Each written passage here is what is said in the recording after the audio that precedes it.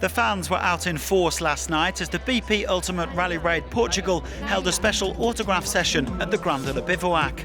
A fantastic opportunity for the rally-mad locals to meet their heroes.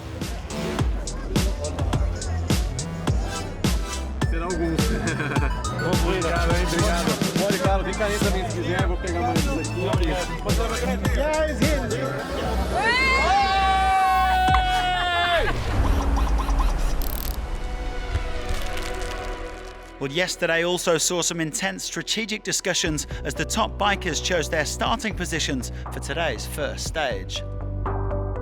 Luciano, que posição queres para partir mañana? Primeira. Luciano Benavide escolhe o primeiro. First place for Luciano. What's your position for tomorrow? We're gonna start first. Primeira posição é a escolha do Ross, naturalmente. Segunda posição é a escolha do Adrian Van Beveren. Vou elegir segundo. Segunda posição, third for Edgar Canet. Daniel, it's easy or not? I think it's easy. We'll go number 3. Terceira posição, então para o Daniel Sanders. So Ross Branch would be first out of the gate after his hero team decided to open. The riders set to cover a shade over 300 kilometres, finishing with a reverse run of yesterday's prologue. And Branch was very happy with his effort as he finished in 4th place. We needed to go out and stay out of the dust, which worked well, and then obviously we needed to go and get some confidence from leading out and just for hopefully being in that position in Dakar. So super happy to be here in one piece, and yeah, looking forward to a great week of racing here. The last of the 10 Rally GP riders to set off today was Lorenzo Santolino. The Spaniard says the Sherco has improved since the Dakar, where he finished 18th overall, but they still have some work to do if they want to close the gap to the top factory teams. Santolino coming in ahead of his teammate Bradley Cox today, 8th in class.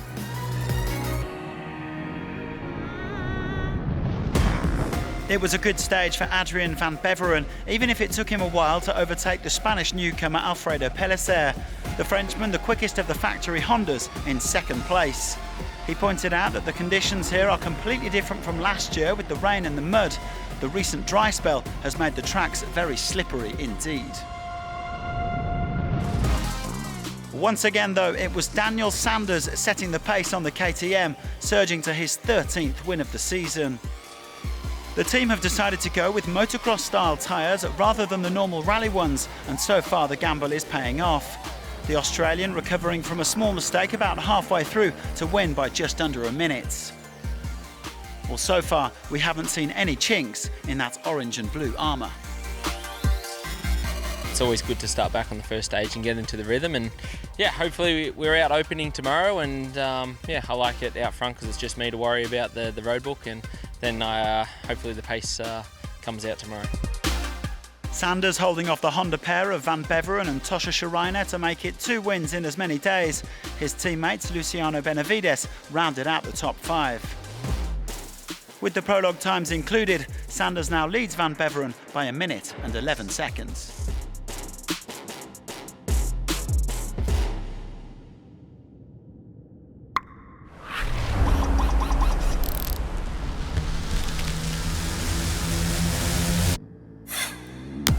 It looked like it was going to be a special day for Martin Ventura in Rally 2 until he ran into trouble late on.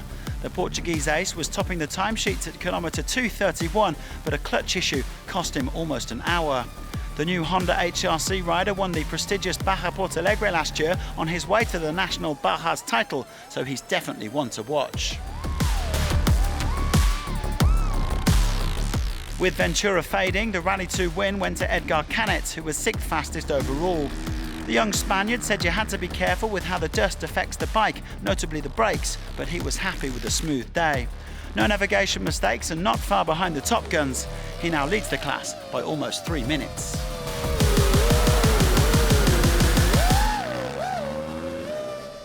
Tobias Ebster secured 2nd place today for Hero, followed by Mike Doherty, Bruno Santos and Preston Campbell. The top 5 on the day are also the top 5 overall, with Canet 2 minutes and 58 seconds clear of Ebster.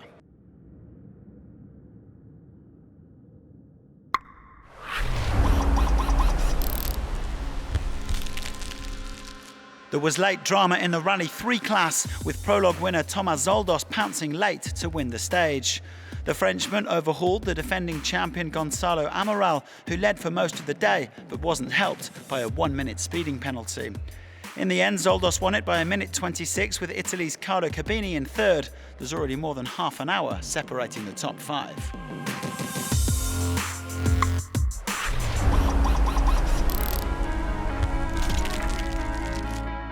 Gaëtan Martinez took the honours in the quads.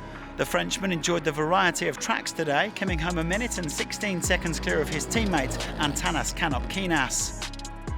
Once again, we are set for a head-to-head battle between the CF Motor Thunder racing duo as they go for the World Cup crown. Marek Woy was forced out of today's special, while Alexei Varanya is over half an hour back.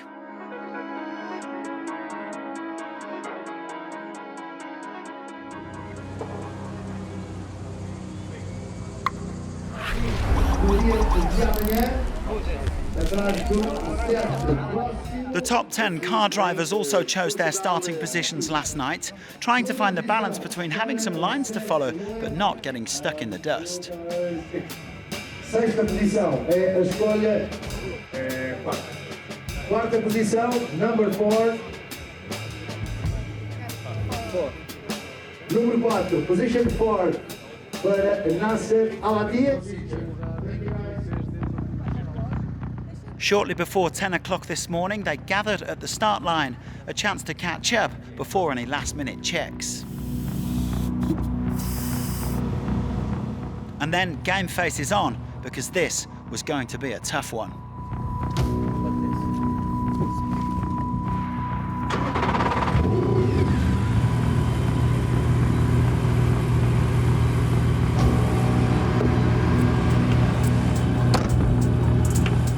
Anytime, Carlos. Well, Carlos Sainz was the first to go after finishing dead last in yesterday's prologue, and predictably, the rally legend ran into a bit of trouble. He lost time opening and also shipped a couple of minutes due to a puncture, so, in his own words, it wasn't a good day. The silver lining is that the new Ford Raptor T1 Plus is feeling good. Well, Nasser Al-Attiyah also had a rather topsy-turvy outing, saying the setup was all wrong and his Dacia Sandrider a bit too stiff for his liking. The Qatari also lost the rear cover, and if that wasn't enough, he was later handed 3 minutes and 20 seconds of penalties for a jump start and speeding. But, as he acknowledged, it could have been worse.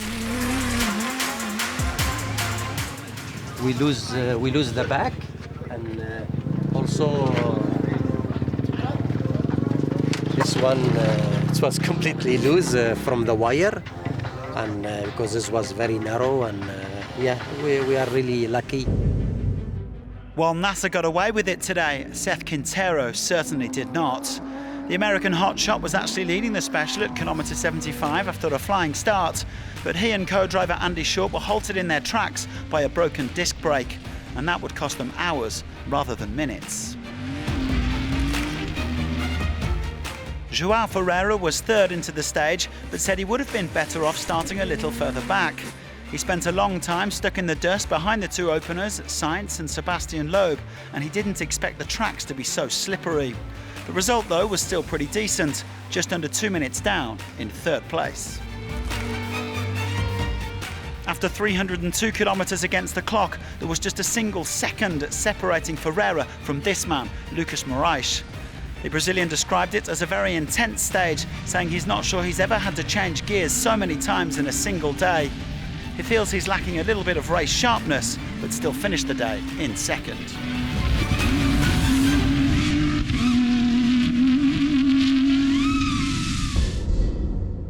Out front, though, by almost 2 minutes, was Moraes' teammate, Henk Lategan. The South African is in unfamiliar terrain here in Portugal, so he said it was quite nerve-wracking at the start, especially with all the blind crests. However, he and co-driver Brett Cummings grew into the stage and they eventually powered their way to victory. Not bad for two guys who only did their first race in Europe a week ago. I must have really enjoyed myself in the car. We started to have a bit of fun, and I mean that's what we're here for, right? So yeah, we had a nice day in the car, really good day. I think it's impossible to have a clean day around here, and especially the way the stages are. So one or two small things, but in general, not a bad day. Well, Lategan now leads the rally by 1 minute and 51 seconds from Moraes, with Lategan slipping down to 8th place after his penalties.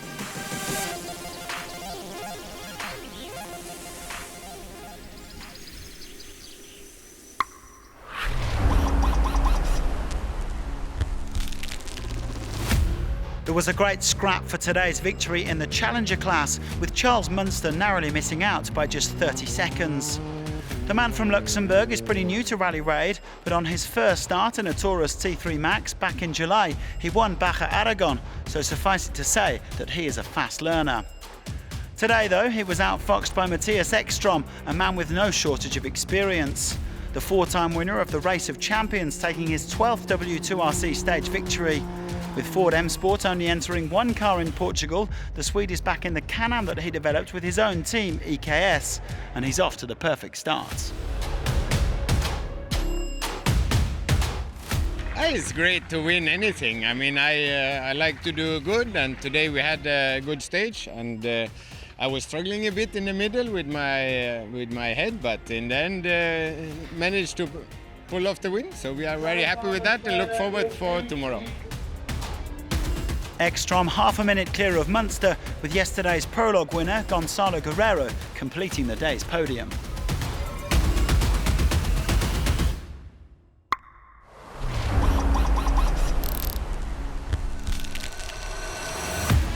Alexander Pinto had a solid day in the SSVs, even if he didn't quite do enough to land the stage victory, the Portuguese driver coming in second.